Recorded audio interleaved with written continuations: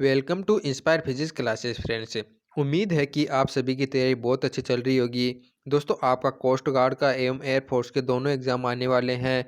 तो दोस्तों, इन दोनों के लिए आपको अपनी प्रिपरेशन को बहुत अच्छी कर लेनी है, क्योंकि दोस्तों यदि ये दोनों ही एग्ज़ाम बहुत अच्छे हैं, आप इन एग्ज़ामों को दोस्तों आसानी से फाइट कर सकते हैं यदि आप अभी से अपनी प्रिपरेशन को रेगुलर जारी रखेंगे तो। दोस्तों, मैं भी आपके लिए आपकी हेल्प के लिए दोस्तों फिजिक्स की 2 सीरीज़ चला रखी है। पहली सीरीज़ के अंदर दोस्तों मैं आपको चैप्टर वाइज़ फिजिक्स के जो इम्पोर्टेंट एमसीक्यू है वो करा रहा हूँ, और दोस्तों ये हमारी जो सेकंड सीरीज़ है इसके अंदर मैं आपको फिजिक्स के मिक्सिंग क्वेश्चन कराता हूँ। दोस्तों, आज की वीडियो में मैं आपके लिए कुछ फिजिक्स के मिक्सिंग क्वेश्चन लेकर के आ गया हूँ। दोस्तों, इन क्वेश्चनों को करने से पहले दोस्तों आप स्वयं से इन क्वेश्चनों को हल करें, और दोस्तों आप इस वीडियो के अंत में हमें ज़रूर बताएँ कि दोस्तों आप इन क्वेश्चनों में कितना स्कोर कर पाते हैं, जिससे कि दोस्तों आपको अपनी प्रिपरेशन का पता चल जाएगा। तो दोस्तों शुरुआत करते हैं इस वीडियो की, और आपके सामने आज का पहला क्वेश्चन है। पहले क्वेश्चन में आपको पूछा गया है कि समान दाब व ताप पर हाइड्रोजन तथा ऑक्सीजन में किसका वर्ग माध्यम मूल वेग अधिक होगा। दोस्तों, इस क्वेश्चन में आपको क्या पूछा गया है कि दोस्तों हमारा एक तो हाइड्रोजन गैस है, एक ऑक्सीजन गैस है। यदि इन दोनों को समान टेम्परेचर पर रखा जाता है तो आपको बताना है कि किसके लिए वर्ग माध्यम मूल वेग अधिक होगा, यानी दोस्तों हमारा जो आरएमएस वेलोसिटी है वो कौन से की अधिक होगी। तो दोस्तों याद रखना, जो हमारा वी आर एम एस का यदि दोस्तों आपको फॉर्मूला याद है तो इस क्वेश्चन को दोस्तों आप आसानी से कर सकते हैं। दोस्तों, वीआरएमएस का जो फॉर्मूला होता है वो आपको याद रहना चाहिए, वो होता है 3kT/m, यानी √3kT/m होता है। दोस्तों, हमें यहाँ पर क्या दिया हुआ है कि दोनों का दाब एवं ताप समान है, यानी दोस्तों टी का मान दोनों के लिए इक्वल है, और हम जानते हैं दोस्तों के एक नियतांक होता है। तो यहाँ से अपन देखते हैं कि दोस्तों जो वीआरएमएस होता है वो हमारा √m के व्युत्क्रमानुपाती होता है। तो यहाँ से दोस्तों अपन देखते हैं कि जिसके लिए m का मान कम होगा उसके लिए दोस्तों हमारा जो वर्ग माध्यम मूल वेग होगा वो अधिक हो जाएगा। तो इस प्रकार से इसका राइट आंसर जाएगा ऑप्शन नंबर ए वाला, यानी हाइड्रोजन। यानी दोस्तों अपन जानते हैं कि जो हाइड्रोजन का अणुभार होता है वो ऑक्सीजन से कम होता है, यानी ऑक्सीजन के लिए होता है 16 और हाइड्रोजन के लिए होता है 2।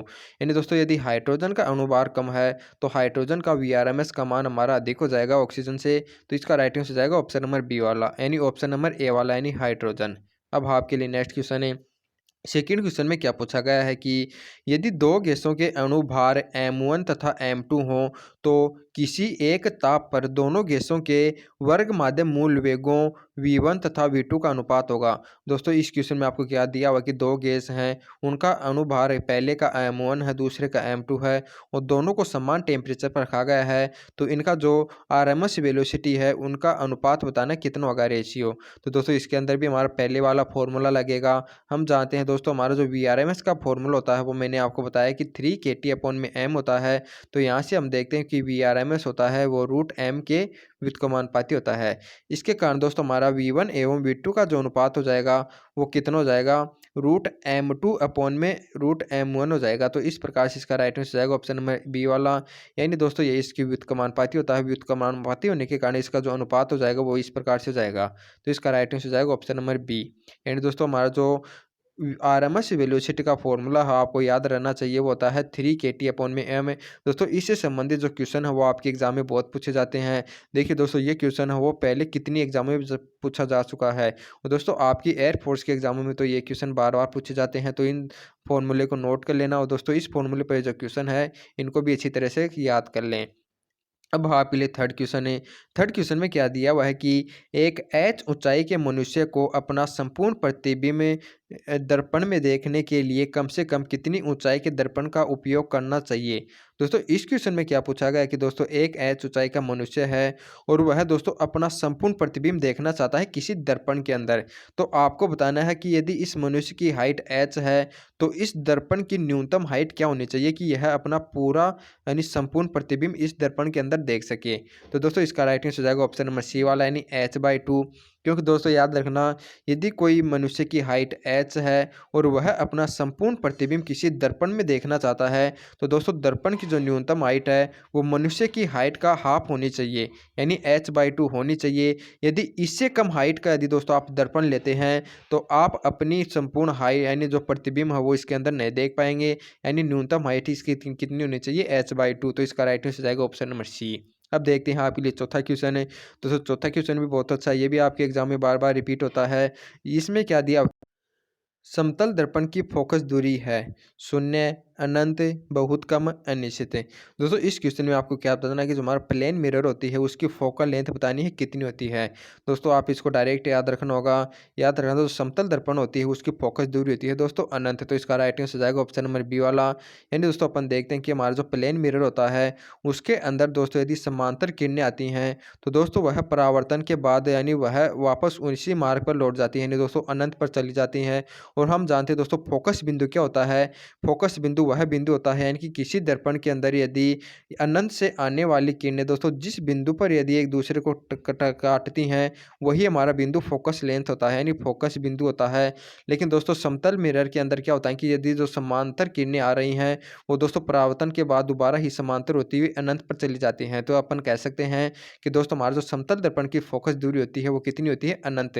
तो इसका राइट आंसर हो जाएगा ऑप्शन नंबर बी वाला, यानी इनफाइनाइट है। अब आपके लिए नेक्स्ट क्वेश्चन है। पांचवें क्वेश्चन में क्या दिया हुआ है कि एक तरंग दृढ़ सिरे से परावर्तित होती है तो परावर्तन के फलस्वरूप इसकी कला में परिवर्तन होगा। दोस्तों आपको क्या बताना है कि दोस्तों एक तरंग है वो किसी दृढ़ सिरे से परावर्तित हो रही है, तो आपको बताना है कि दोस्तों इसकी जो फेस के अंदर यानी चेंज होगा दोस्तों, इसका जो कला में परिवर्तन होगा वो कितना होगा। दोस्तों याद रखना, यदि कोई तरंगें दृढ़ सिरे से परावर्तित होती है तो उसकी कला के अंदर जो परिवर्तन होता है दोस्तों वो होता है पाई का। तो इसका राइट आंसर हो जाएगा ऑप्शन नंबर सी वाला।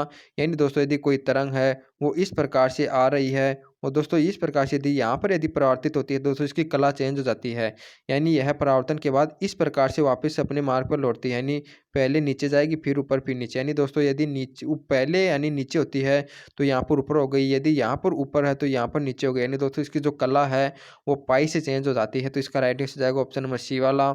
अब आपके लिए नेक्स्ट क्वेश्चन है। छठवें क्वेश्चन में क्या दिया हुआ है कि एक तरंग का आयाम स्रोत से आर दूरी पर ए है तो 2r दूरी पर आयाम होगा। दोस्तों ये क्वेश्चन भी बहुत इंपॉर्टेंट है। इसके अंदर क्या दिया हुआ है कि दोस्तों एक तरंग है उसका जो आयाम है दोस्तों वह यदि स्रोत से r दूरी पर है तो वहाँ पर a है। यदि दोस्तों ये तरंगें स्रोत से 2r दूरी पर चली जाती है तो उस समय आपको आयाम बताना कितना होगा।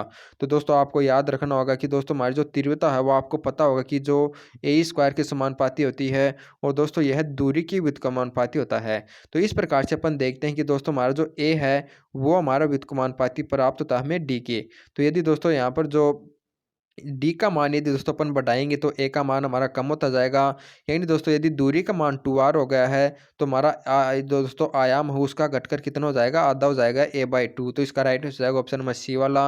यानी दोस्तों अपन जानते हैं जो तीव्रता होती है वो आयामी स्क्वायर के समानुपाती होती है और यह दूरी दूरी के स्क्वायर की व्युत्क्रमानुपाती होती है। तो इस इक्वेशन से हमें पता चलता है कि दोस्तों हमारा जो आयाम है वो दूरी के व्युत्क्रमानुपाती होता है।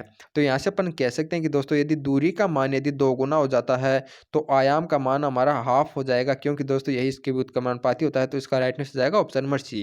दोस्तों याद रखना इसको भी। अब आपके लिए नेक्स्ट क्वेश्चन है। सातवें क्वेश्चन में क्या दिया हुआ है कि जब लाल रंग के कांच को अंधेरे कमरे में गर्म किया जाता है तो यह प्रतीत होगा।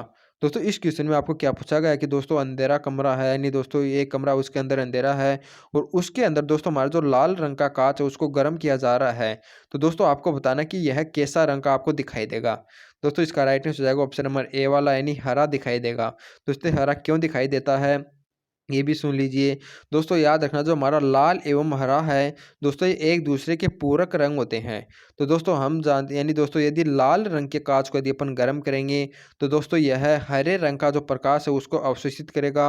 और दोस्तों हमारा जो किरचॉफ का नियम होता है उसके अनुसार क्या होता है कि दोस्तों जो हमारा कोई भी पदार्थ है जिस तरंग दैर्ध्य का दोस्तों प्रकाश अवशोषित करता है उसी तरंग दैर्ध्य का प्रकाश उत्सर्जित भी करता है। तो इसके कारण दोस्तों यदि हरे प्रकाश का रंग का प्रकाश यदि यह अवशोषित कर रहा है तो दोस्तों यह हरे रंग का ही हमें दिखाई देगा कि दोस्तों उत्सर्जित भी हरे रंग का ही करेगा।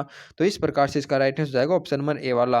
यानी दोस्तों जब लाल रंग के कांच को अंधेरे कमरे में अपन गर्म करते हैं तो यह हमें हरा रंग का दिखाई देगा, क्योंकि दोस्तों हमारे जो हरा एवं लाल होते हैं वो एक दूसरे के पूरक रंग होते हैं। तो इसका राइट आंसर जाएगा ऑप्शन नंबर ए। अब आपके लिए आठवां क्वेश्चन है। 8वें क्वेश्चन में क्या दिया हुआ है कि निम्न में से कौन सा नियम बतलाता है कि अच्छे अवशोषक अच्छे उत्सर्जक भी होते हैं। दोस्तों आपको यानी 4 नियम दिए हुए हैं, स्टीफन का नियम, किरचॉफ का नियम, विन नियम या प्लांक नियम। इनमें से दोस्तों आपको बताना है कि कौन सा ऐसा नियम है जो हमें यह बताता है कि दोस्तों कोई पदार्थ है वो जितना अच्छा अवशोषक होता है दोस्तों उतना ही अच्छा उत्सर्जक भी होता है। तो दोस्तों इसका राइट आंसर हो जाएगा ऑप्शन नंबर बी वाला। यानी दोस्तों हमारा जो किरचॉफ का नियम होता है वो हमें क्या बताता है कि दोस्तों हमारी जो किसी भी पदार्थ की दोस्तों हमारी जो मान लैम्बडा तरंग दैर्ध्य के लिए दोस्तों हमारी जो विकिरण है उसकी दोस्तों उस जो हमारी अवशोषण क्षमता यदि हमारी ई लैम्बडा है तो दोस्तों यदि उसकी उत्सर्जक क्षमता हमारी ए लैम्बडा है तो दोस्तों ये हमारी इक्वल होती है ई लैम्बडा की। यानी दोस्तों ई लैम्बडा की होती है यानी जो हमारा कृष्ण पिंड होता है उसके लिए हमारी उत्सर्जन क्षमता होती है। तो दोस्तों यहाँ से हमें पता चलता है कि दोस्तों कोई हमारा पिंड यदि जितनी अच्छा दोस्तों वह अवशोषक होता है उतना ही अच्छा वह उत्सर्जक भी होता है। तो दोस्तों ये हमें किस नियम से पता चलता है, ये पता चलता है किरचॉफ नियम से। तो इसका राइट आंसर जाएगा ऑप्शन नंबर बी वाला।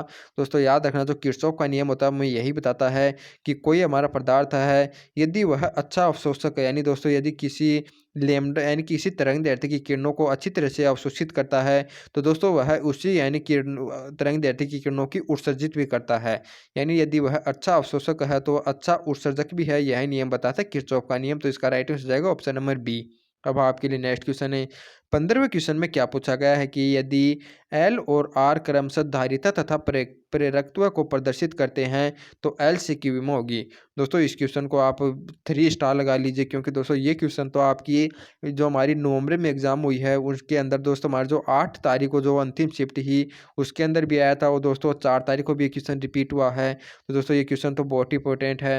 यानी दोस्तों यदि एल एवं सी यदि क्रमशः धारिता एवं प्रेरकत्व हो तो आपको बताने की एल सी की विमा कितनी होती है। दोस्तों हमारा जो अल्टरनेटिव करंट वाला चैप्टर है उसके अंदर आपने पढ़ा होगा कि दोस्तों हमारा जो कोणीय आवर्ती का फॉर्मूला होता है वो होता है हमारा 1 में अंडर रूट के एल सी। तो यहाँ से अपन देखते हैं कि दोस्तों हमारा 1 अंडर रूट एल सी की जो विमा हो जाएगी वो कितनी हो जाएगी। दोस्तों अपन जानते हैं कोणीय आवर्ती की विमा होती है t-1। तो दोस्तों यदि अपन अंडर रूट एल सी की विमा निकालेंगे तो हमारी दोस्तों वह कितनी हो जाएगी, वो टी हो जाएगी। यानी कि दोस्तों यदि इसको पढ़ाएंगे तो हमारा -1 हट जाएगा। और यदि एल सी की विमा में निकालेंगे दोस्तों इस अंडर रूट को अपन इधर लाएंगे तो ये हमारा हो जाएगा t²। तो इस प्रकार से अपन देखते हैं कि दोस्तों हमारी जो एल सी की विमा हमें प्राप्त होती है वो कितनी हो जाती है, बी ऑप्शन वाला यानी M0L0T2। तो इस प्रकार से इसका राइट आंसर हो जाएगा ऑप्शन नंबर बी वाला। दोस्तों याद रखना जो एल सी की विमा होती है वो कितनी होती है, M0L0T2। तो इसका राइट आंसर जाएगा ऑप्शन नंबर बी। दोस्तों ये क्वेश्चन बहुत ही इंपॉर्टेंट है, ये क्वेश्चन में बार बार पूछा जाता है। अब आपके लिए नेक्स्ट क्वेश्चन है 10वें क्वेश्चन में क्या पूछा गया है कि निम्नलिखित में से कौन सी राशि की विमा ऊर्जा की विमा के समान है। दोस्तों आपको बतानी है कि दोस्तों हमारी जो ऊर्जा की विमा होती है वह कौन सी राशि की विमा के समान है, शक्ति की विमा के समान, बल की या संवेग की या कार्य की।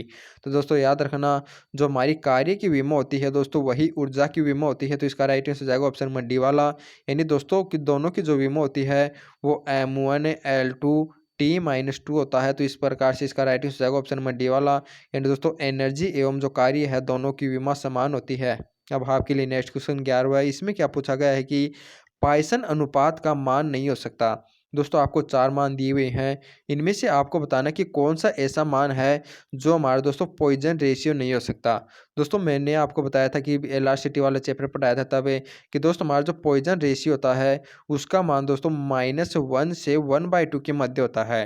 दोस्तों यदि कोई इन मान यदि इन दोनों के मध्य है तो दोस्तों हमारा वो पॉइजन रेशियो होगा, अन्यथा यह वह पॉइजन रेशियो नहीं होगा। तो दोस्तों इसका राइट आंसर हो जाएगा ऑप्शन नंबर ए वाला। यानी दोस्तों जो 0.7 होता है वो हमारा 1/2 से बड़ा होता है। वो दोस्तों हमारा जो पॉइजन रेशियो होता है वो -1 से 1/2 होता है। तो इसके कारण दोस्तों हमारा जो 0.7 है यह कभी भी यानी पॉइजन अनुपात नहीं हो सकता। तो इसका राइट आंसर जाएगा ऑप्शन नंबर ए। बल्कि दोस्तों हमारा 0.2, 0.5 और 0.1 है वह -1 एवं 1/2 के मध्य आते हैं। तो यानी ये तीनों पॉइजन अनुपात हो सकते हैं, बल्कि हमारा ए वाला नहीं होगा। तो इसका राइट आंसर जाएगा ऑप्शन नंबर ए। अब है नेक्स्ट क्वेश्चन है 12वें क्वेश्चन में क्या दिया हुआ है कि एक आदमी घर्षण रहित बर्फ के तालाब में केंद्र पर खड़ा है। वह किनारे पर किस प्रकार पहुंच सकता है। दोस्तों इस क्वेश्चन में आपको क्या दिया हुआ है कि दोस्तों एक आदमी है, वह घर्षण रहित बर्फ के तालाब में खड़ा है, यानी दोस्तों एक तालाब के बीच में खड़ा है और दोस्तों इन दोनों के मध्य कोई भी घर्षण नहीं है और दोस्तों यह व्यक्ति यानी किनारे पर आना चाहता है, तो दोस्तों किस प्रकार से आ सकता है आपको बताना है। यह अपनी शर्ट को ऊर्ध्वाधर ऊपर की ओर फेंक कर क्षैतिज दिशा में थूकने पर, या वह बर्फ पिघलने का इंतजार करता है, या किनारे पर पहुंचने में असमर्थ होगा। दोस्तों इसका जो राइट आंसर जाएगा वो जाएगा ऑप्शन नंबर बी वाला, क्योंकि दोस्तों जब यह व्यक्ति यानी मान लेते हैं इस डायरेक्शन में थूक रहा है, तो दोस्तों जिस वेलोसिटी से यानी जिस संवेग से दोस्तों इसका थूक इधर जाएगा, उतना ही संवेग दोस्तों इस व्यक्ति पर इधर लगेगा और दोस्तों इस संवेग के कारण यह यानी कि इस किनारे पर पहुंच जाएगा। यदि अपनी वह शर्ट को ऊपर फेंकता है, तो दोस्तों इस पर जो संवेग लगेगा वो नीचे की ओर लगेगा, यानी दोस्तों यह किनारे पर नहीं पहुंच पाएगा और दोस्तों यह बर्फ को पिघलने का भी इंतजार नहीं कर सकता। तो इसका राइट आंसर जाएगा ऑप्शन नंबर बी वाला।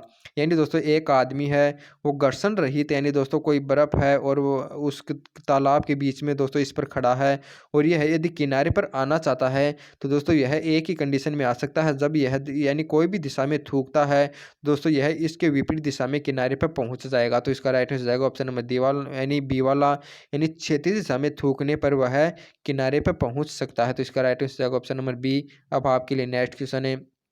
13वें क्वेश्चन में क्या पूछा गया है कि यदि म्यू एस, म्यू के तथा म्यू आर क्रमशः स्थैतिक घर्षण गुणांक, सर्पी घर्षण गुणांक एवं लोटनी घर्षण गुणांक है तब, यानी दोस्तों आपको बताना है कि दोस्तों आपको म्यू एस, म्यू के एवं म्यू आर हैं, वो दोस्तों हमारे जो स्टैटिक फ्रिक्शन है और स्लाइडिंग फ्रिक्शन है एवं रोलिंग फ्रिक्शन है, तो आपको बताना है कि इन तीनों में सही संबंध कौन सा होगा। दोस्तों इसका राइट आंसर हो जाएगा ऑप्शन नंबर ए वाला, यानी दोस्तों याद रख यानी दोस्तों ए वाला नहीं होगा, इसका राइट आंसर जाएगा हमारा, यानी दोस्तों जो हमारा म्यू एस का मान होता है दोस्तों वह सबसे अधिक होता है और म्यू क्यू का मान दोस्तों इन दोनों के मध्य होता है और म्यू आर का मान सबसे कम होता है। तो इसका राइट आंसर जाएगा ऑप्शन नंबर सी वाला। दोस्तों याद रखना, तो स्थितिक घर्षण का मान होता है वह सबसे अधिक होता है और लोटनी घर्षण का मान होता है दोस्तों वह सबसे कम होता है। तो इसका राइट आंसर जाएगा ऑप्शन नंबर डी वाला। इन तीनों के अंदर जो सही संबंध हो जाएगा ऑप्शन नंबर सी वाला। दोस्तों इसको भी नोट कर लें। अब आपके लिए 14वां क्वेश्चन है। इसमें क्या पूछा गया है कि मानव नेत्र में रेटिना के केंद्र को कहते हैं। दोस्तों आपको बताना है कि जो हमारा मानव का एक नेत्र होता है दोस्तों, इस पर यहाँ पर हमारे पुतली है, ये जो लेंस होते हैं और यहाँ पर दोस्तों हमारा रेटिना होता है। तो इसका दोस्तों ये जो मध्य पॉइंट होता है इनकी दोस्तों जहाँ पर प्रतिबिंब बनता है उसको पर रेटिना कहते हैं और इस रेटिना का दोस्तों जो मध्य बिंदु होता है यानी इसका जो केंद्र होता है उसको क्या कहते हैं, आपको ये बताना है। अंध बिंदु, पीत बिंदु, लाल बिंदु, उपरोक्त में से कोई नहीं। दोस्तों इसका राइट आंसर जाएगा ऑप्शन नंबर बी वाला। दोस्तों याद रखना, जो हमारा जो रेटिना का केंद्र होता है उसको कहा जाता है पीत बिंदु, यानी इस येलो स्पॉट। तो इसका राइट आंसर जाएगा ऑप्शन नंबर बी। अब देखते हैं आपके लिए आज का अंतिम क्वेश्चन है। दोस्तों हमारा जो 15वां क्वेश्चन है, इसमें क्या पूछा गया है कि केंद्रीय बल के क्षेत्र में निम्न में से क्या परिवर्तित नहीं होता। दोस्तों आपको बताना है कि जो हमारे जो केंद्रीय बल होते हैं, केंद्रीय बल मतलब कि दोस्तों हमारा जो कोई भी यानी पिंड यानी सूर्य है, इसके चारों ओर दोस्तों जो ग्रह चक्कर लगाते हैं, तो दोस्तों इस पर जो केंद्रीय बल कार्य करता है, तो दोस्तों जो केंद्रीय बल के अंदर आपको बताना है कि दोस्तों क्या परिवर्तित नहीं होता है। यानी दोस्तों इसका राइट आंसर जाएगा ऑप्शन नंबर डी वाला, यानी कोणीय संवेग। दोस्तों ये जो क्वेश्चन है वो आपको कई टाइप से पूछा जा सकता है कि दोस्तों ये भी पूछा जा सकता है कि हमारा जो केपलर का द्वितीय नियम है दोस्तों वह किसके संरक्षण पर सिद्धांत यानी किसके संरक्षण के सिद्धांत पर कार्य करता है, या दोस्तों ये पूछा जा सकता है कि दोस्तों हमारे जो ग्रह होते हैं वो सूर्य के चारों ओर गति लगाते हैं, तो इनके अंदर कौन सी राशि संरक्षित रहती है, या दोस्तों आपको पूछा जा सकता है कि जो केंद्रीय बल होता है उसके अंदर क्या संरक्षित रहती है, यानी दोस्तों परिवर्तित नहीं होती। दोस्तों इन तीनों का राइट आंसर जाएगा ऑप्शन नंबर डी वाला, यानी कोणीय संवेग।